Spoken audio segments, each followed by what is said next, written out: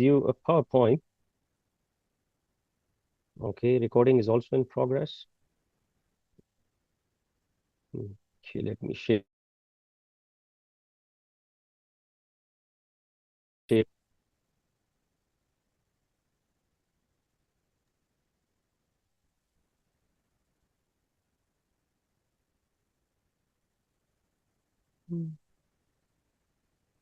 Okay, there you go.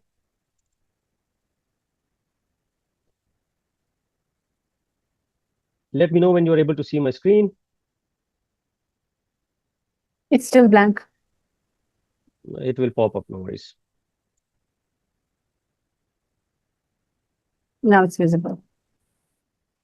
That's good. Okay, so yes, you must have seen this badge, which says CSSM. Then it actually confuses the learner, that we have taken a program, the name was SSMP, and now the badge we are looking at is CSSM. So I'll straight go to this slide. Okay, now, is there any change in the content? Do you need to study anything more, what you have already studied? The answer is no. That's the only content we study for SSMP or moving towards the CSSM. So SSMP is the stage one, and in stage one is the initial training and certification, where you study the SSMP handbook content from IFPO, which is targeted towards the supervisors and managers. So you have already done or achieved that milestone, which is called SSMP. Now, once you complete SSMP, which is essential for stage two, CSSM, you have to now demonstrate the application of the knowledge. Now, when we say demonstrate the application of knowledge or reflect back that you have understood and you can apply that knowledge in your respective organization work areas. And to reflect that knowledge or implement that knowledge, there are some assignments where you assume a certain role and then you complete that assignment based on your experience, based on the content of what you have studied, based on your research through open resource, and then you complete that assignments. The good news is it's a very short assignment, between 500 to 1000 words. How many assignments? From each unit, you have to do one assignment. There are 7 units, but unit 3 has 2 parts, 3A and 3B. So it makes total assignments not 7, but 8, which means that from each unit, you have to select one assignment. So if you don't have the details of the unit, you will have very soon the details of the unit. There are 43 chapters in the SSMP program. Unit 1 has 6 chapters, Unit 2 has 7 chapters. So every unit, some has 6, some has 5, some has 7, some unit has 3 chapters. So once we send you the assignments, it will be unit-based assignments. So you will receive 7 documents. Each documents will have assignments for all the topics. For example, I will show you shortly the unit 1 if we talk about. In unit 1, we have concepts of asset protection, we have legal aspects, we have criminal theories and behavior, we have supply chain, we have theories of accident causation, we have, I think, what else we have?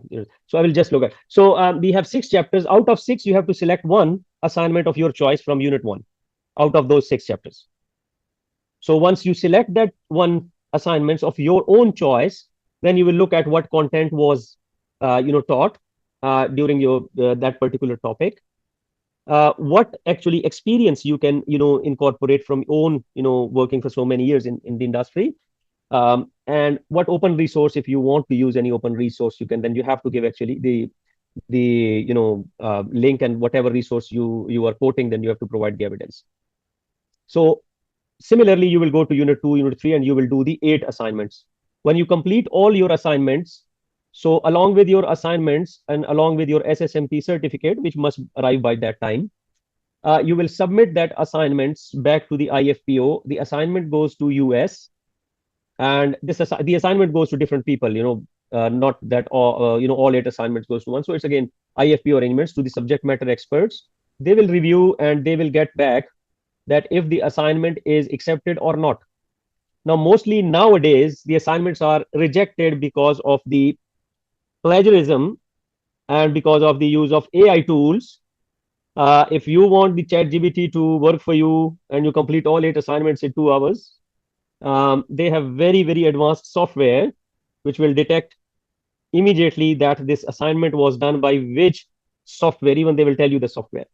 So, which actually forces us to think, yes, we all use AI tools. So if somebody is not using AI tool nowadays, I think he is not, optimizing. I mean, he does not taking the advantage. But we use them for the mind mapping, for getting some ideas and this and that, which is always good. But please reflect your own experience and add to the knowledge, because once you do these assignments, these go back the accumulative knowledge. When they are revising the SSMP book, the next version, your contribution will also be there if you make these assignments good. So once you submit the assignment, you pass those assignment, you get another certificate along with the digital or physical badge if it was agreed, I don't know. So you get a digital badge and you use this as a post nominal as well. So like you can use in front of your name Abdullah CSSM or John CSSM or Simon like CSSM. So you can use the post nominal. You will get a second certificate which is CSSM, and you will also get a digital badge. A physical badge, I'm not sure at this stage, but this is what you will get. So let me share with you before taking any Q&A, let me share with you um, an assignment document question, so which will actually further elaborate on what I have already communicated. So here is the document. So let me know when you all are able to see my screen. Visible now. Excellent. So CISM VILT course, if they mentioned, so it is the same edition of fourth edition of the SSMP content you have just. So here are some guidelines, academic discipline, which I already explained, but you will go through it when you receive assignments, do's and don'ts. Now, for example, this is the chapter 1. Now, if you look at chapter 1, so here is the background, which actually tells what was the chapter all about, which you can read through, which has nothing to do with assignment, but just a refresher, a reminder of what was the chapter all about, a summary of the chapter background. Then comes the scenario, which tells us if you choose to work this scenario for the purpose of studying the foundational infrastructure of the protection of assets, assume who are you? You are a security supervisor. What resources you have? You have 46 unarmed, hands off security officers in your department. What does mean? What does this mean? Hands off. Who will tell me what is hands off security?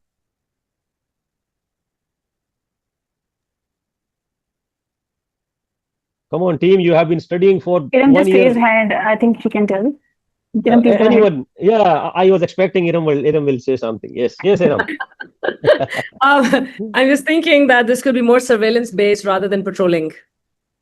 Okay, okay, that's good. Anybody else? What is hands off security? Fazle Kadir raised their hands. Yes, Mr. Fazle Kader. But I think they are not physically present there. They're just monitoring through electronic devices. Okay, very good. Another angle. Anybody else? It's becoming interesting. Okay. If no further hand raised because I can't see, then I will explain. Hands off security is where people cannot use force. Hands off security is a term used hands off. You cannot use force, or generally there is a limited force allowed by the security officer to be used. And this is mostly the security which we see in GCC countries, where they don't even have a baton with them. If a threat comes in, the only thing the poor guys can do is call police and make an entry into the logbook that somebody came and slapped us twice, and this is the report. So hands off security. Why it is important to mention? Because when you are working on your assignment, it actually helps you to look at the arrangements or the solution you are offering or writing in your assignments. So the facility you are actually protecting is a taming ordnance manufacturing, which when we talk about ordnance manufacturing, making arms and ammunition. So the nature of the operation is this organization makes ammunition and bombs for American forces, and American forces are involved in an ongoing armed conflict in the Middle East. Reason for threat. So they've already given you reason for threat. Now they are telling you that recently the Homeland Security notified your company that there has been a lot of chatter between terrorist groups that their new target in the US will be an ordnance company, though your organization was not specifically mentioned as a target, but uh, it's not very direct threat, but it's not very vague threat. It's very clear threat that the terrorists are talking about targeting, the arms and ammunition companies.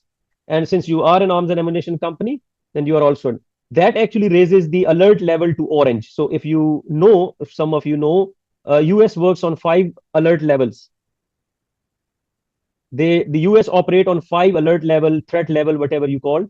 Like many organizations also have these 3 or 4 levels: green, amber, red, black. So the security measures are changed when the threat level is increased. So we call it the state of vigilance. We also call it the alert level or threat levels.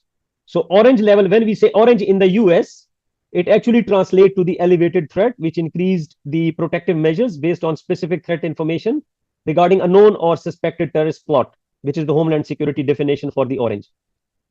Now, your job as security supervisor might be to lead your security officer in carrying out the orange alert, which means that now the supervisor need to do something more, something extra from the routine security measures because the threat level has been elevated. Secondly, you may be required to communicate with the other departments, which comes to the stakeholder engagement. Internal stakeholders, which are HR, IT, operations, facilities, engineering, etc., etc., and external stakeholders, which is law enforcement, civil defense, medical, etc., etc. Okay. Before being assignment, you must read the unit text completely, which means that you need to go back to the content, program content. If you skim read or just dip in answer try to answer it, you might not, the quality of the assignment will not be good. You may take your search outside of this chapter with proper attribution, which is very, very important. The first task is define the term asset protection. Now, in simply, we can say asset protection is the job, task, or function or duty of protecting an assets, organization, property, people, information. That's very simple term. But if we elaborate, if we talk in the context of this organization, we can provide some example. An arms and ammunition company, what kind of assets and what they will have. So we can, if you give more examples, more relate to the context, bring your own experience, bring your own words or terminology. That will again define the scope and scope creep for the project. Now, those who have studied project management, or even if have not studied, we every other individual, we do some sort of small or big projects in our day-to-day job. So scope creep is when your existing scope or agreed scope, if it increases or your work goes beyond the agreed scope, that's called scope creep. So which always the project manager is very watchful of, that the scope must not increase. If scope increases, that we might more resources. So in this term, when we talk about scope creep, we're talking about the additional security measures which is not in the routine we need. So this would be the scope creep, so you don't get confused. Mission of asset protection entities, including the role of other departments. So here you will elaborate the role of, what is the role of HR, what is the role of IT, what is the role of procurement, finance, engineering, operations, or any other department, how they can actually help security, or how you can collaborate with those departments to make sure that IT is very important because of cyber security, black hat, hacking, or any vulnerabilities in the IT system which can be utilized. So that HR, we know that HR, we talking about background screening. So we say that a bad person or bad guy is not recruited, etc., etc. So, and again, the list of essential staff, rosters, scheduling in case of any emergency or crisis situation. So HR is involved. So we need to look at what the other department role would be in this. Now, define the seamless integrated security plans, which means the integration of physical and the it's the 3 pillars of security we're talking about. What are the 3 pillars of security? What are the 3 pillars of security, guys? Sorry, it's not the SSMP lecture or session. I just want to elaborate so you understand the assignment well. Meanwhile, I'll grab a bottle of water. Please answer. Is it confidentially, integrately, and availability?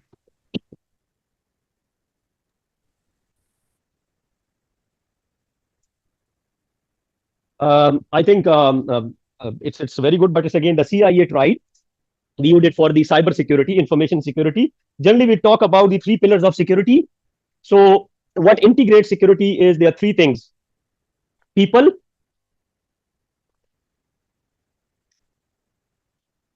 people, Equipment. processes or procedure and equipment excellent. So we talk about the seamless integration of the security measures or security plans. Other responsibilities of the security supervisor under an orange warning. So what additional measures you will take or you will do as a security supervisor in the orange state? So this is assignment 1. If you choose to do this assignment, by all means. If you want to skip it, so here are the some guidelines given, the number of words and no do's and don'ts. So you can also look at these. Now, if we go to assignment 2, it's legal aspects of security. It will give you a background. Then it will tell you that a security supervisor with 15 security officers and 3 shifts per day, 24/7. You're working at a shopping mall, and the threat or risk, we are talking about lawsuits of the customers, which mean, for example, one of the guy was shopping, and he, while exiting, there was an alarm by the EAS. What is EAS?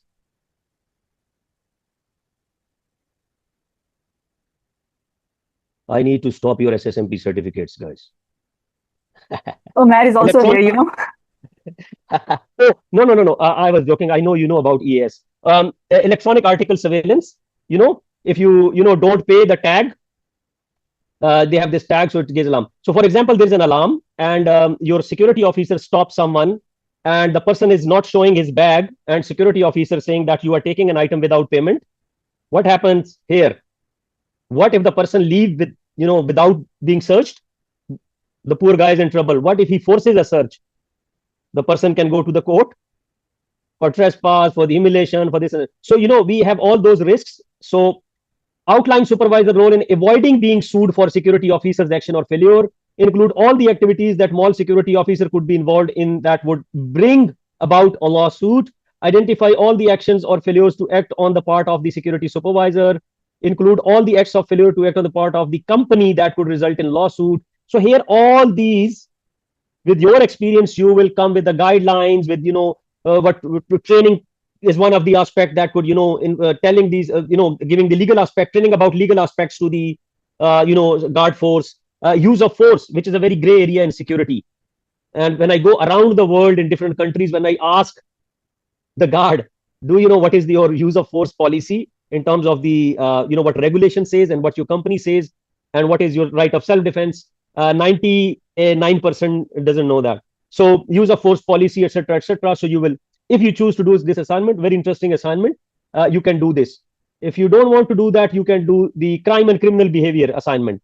Again, similarly, you will have a role. You are told what you are protecting or what you are doing.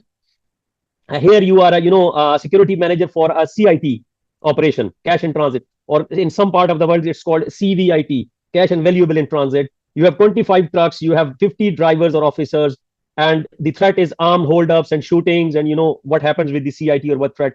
Every other day in the high risk areas, 1 or 2 cash vans are taken away, looted. So you can. It's also very interesting assignment. General deterrence theory, how the general deterrence can actually reduce the risk of crime. How rationale choice theory, when people commit crime after thought process, how it can work on this. Now there is a very high risk for a bank robbery or a cash van, but still people dare to do that. People who are protecting, they are carrying weapon. It's an armored vehicle. Still they're dare to do, because they evaluate the reward and risk. So then they actually decide to do that. So this is again. So you will choose from. So this is actually, this document is for the first unit only. Similarly, you have a document for unit 2. You will choose one assignment. The roles are very clearly defined. The questions are very clearly outlined. It's just you need to use your time. And honestly, 500 to 1,000 words, it's maximum 2 pages, which is not a very big ask. So this is what I wanted to explain. Any further explanation may confuse you. Questions?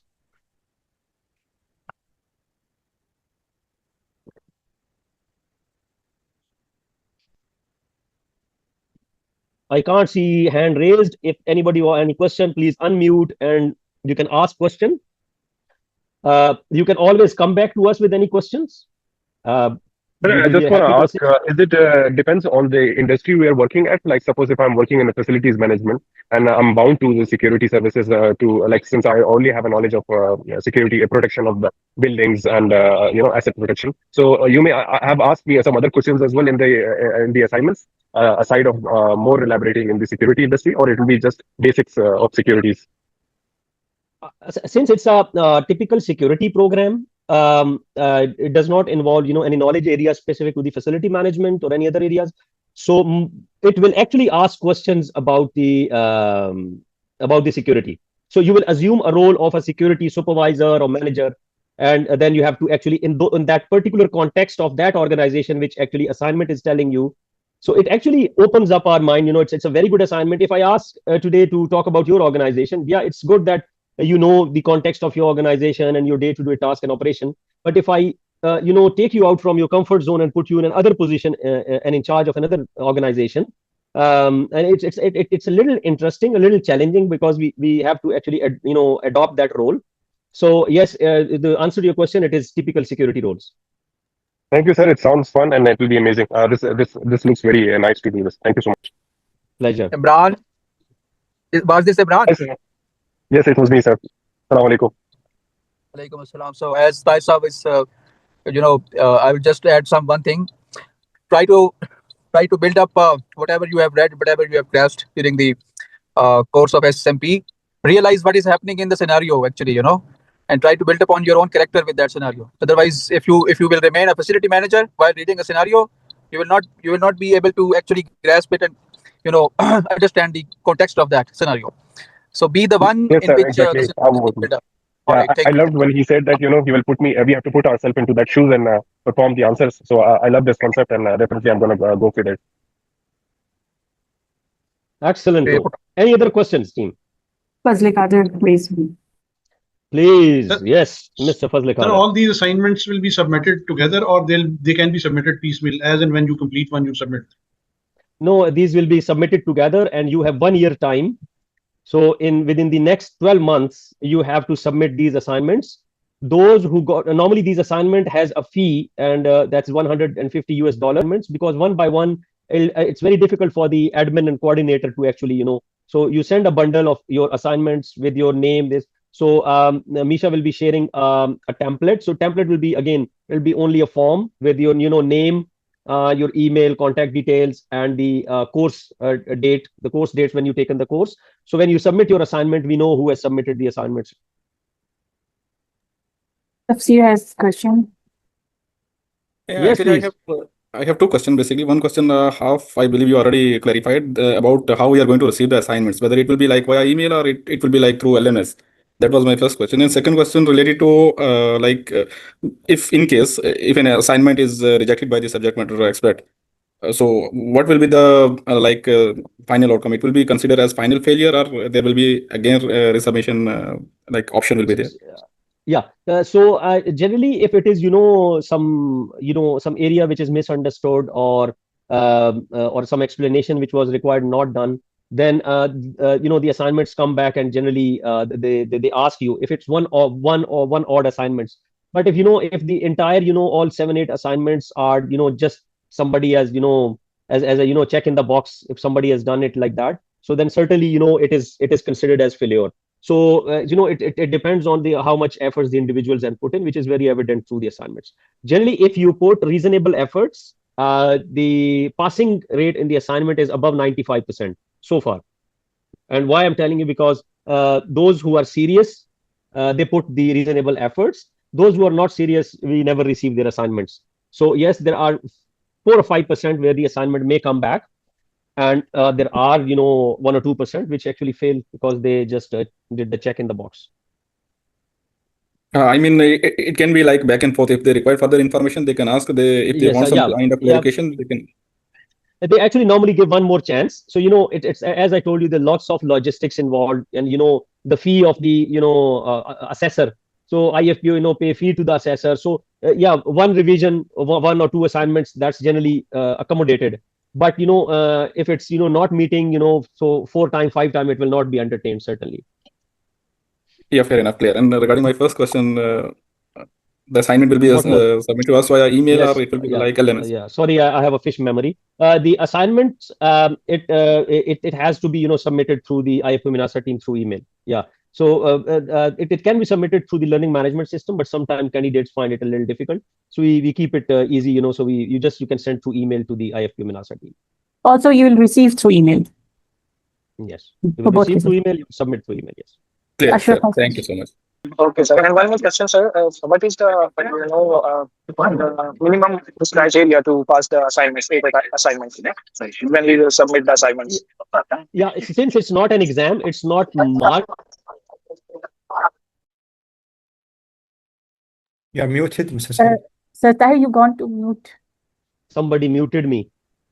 There's a conspiracy theories going on. So, okay. So if you are between 500 to 1000 words, you have answered all the questions. You have not used any, sorry, AI tool, and there's no plagiarism. You have not copied from somebody else. That's the criteria to pass. And it's actually answering the questions what was actually asked, not left and right. Yeah. Okay, sir. Thank you so much. Pleasure. Any other course? So many hand raised. Ashraf, Iram, and then Shafi and Amar, and then Majid. What the value will add CSSM to us as a security professional who is working in the security field more than 15 years or more than 16 years? What the value exactly will add to us? Okay, now it's a very good question. Yeah, excellent questions. Now, we work in the same organization day and night. We come across the same problems day and night. We deal with almost same situation in a certain context. For example, if somebody is a security officer in embassy, he will deal with the visitor coming in for visas and this and that. If somebody is working in the hospitality industry, he is working in hotels, so he's dealing with the back office, like the access control of the staff and lockers and this and that, or sometimes minor thefts incidents, or other. Or at front office, he will deal with guests and this and that, traffic control, etc. So it's the same routine. Now, what CSSM or these assignments done, actually, it takes you out from your comfort zone. You have to actually you have to assume another role, and you have to apply various security techniques.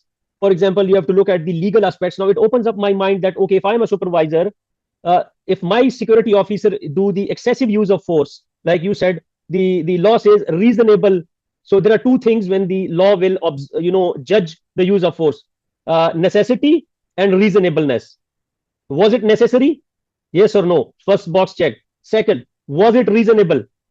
Which means you will use the exact, as you said, we use the force, same force. So you will either use the exact force or a little more, because if two people are fighting and they are using same force, they will be locked there for 2 hours. So this actually, these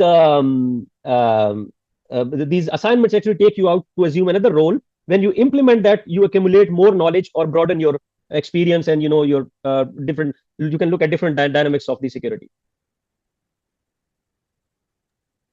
Okay, Okay, Amar. thank you. Welcome. Anybody else? Amar. Yes, Mr. Amar. Assalamualaikum, sir. Walaikum assalam. Sir, will we get the LMS access? Yeah, while you will have access to the content, and you need to have access to the content while working on the assignments. Oh, thank you. This was my question. Thank you. Majid. Yeah, good Mr. evening. Majid. Yes, Mr. Assalamu alaikum. Hayyakallah, Mr. Majid. Barakatuh. How are you, sir? Shlonek Shakbarak. Alhamdulillah, Yatik al-Afiyah. My question is the payment method, as we know, that's only PayPal. Is any other ways, other methods of payment other than PayPal? I think IFQ team can provide you the account details. You can do direct transfer in the account, I think. You can send email to support team. They will guide you for that. Okay, clear. Thank you. Basim. Mr. Basim. Assalamu alaikum, Tahir Saab. Walaikum assalam. I just wanted a clarification that as you showed the sample assignments in which you showed the 5 or 6 kind of questions. So we just have to fill in those questions, nothing left or right, just filling in. So yeah, thank you very much.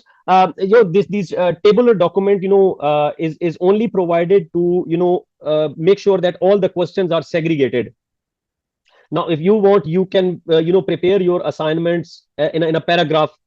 You can write certain paragraphs. It doesn't need to be a tabular document. But if you are comfortable with a table, then you can have a heading, and then you can have the answer below. If you want bullet points, if you want to put some images, if you want to put some graphs, or smart art or diagram or flow charts, by all means. But there is no hard and fast the format. And secondly, if the guidelines are given that it should be double space, it should be the font size, etc. All the guidelines are there. And secondly, if the words go beyond 1000. So I hope there's no negative marking like that. There is no negative marking. 1500 words. Yeah, it should not. It's very easy to do word count on a document. So it actually put more burden on the assessors. So if an assignment requires 1000 words maximum, if I'm doing an assignment, I will be between the range between 500 and 1000. It can be 800, 600, 700, 950, but I should remain under the given parameters.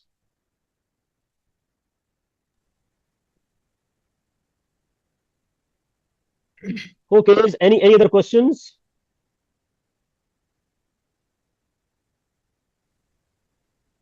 Misha, can you see any hand raised?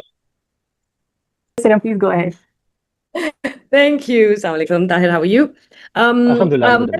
A lot of questions were already answered, so I thought I would just wait. My question is more a conceptual in the sense that is it possible or would it be appropriate to ask someone to review those answers, a colleague or someone, to get their opinion, just in a very informal capacity, to get a second, or to discuss that with someone? Would that be considered unethical? Would that create a problem?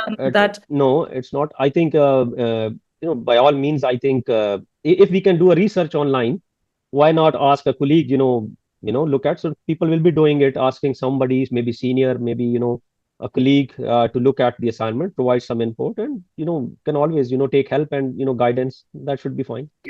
Perfect. Thank you. Because I don't want that, because that will happen, like you said. And it's nice if you can do that openly in a group chat without having to hide these things, and to have that clarity. It's always good to, talk about things. Thank you very much. That really helps. Yeah, much appreciated. Sure. Getting an idea, mind mapping, that's always something, and the forums, always we encourage the forum discussions about this particular topic. So it enriches everybody. So yes, by all means.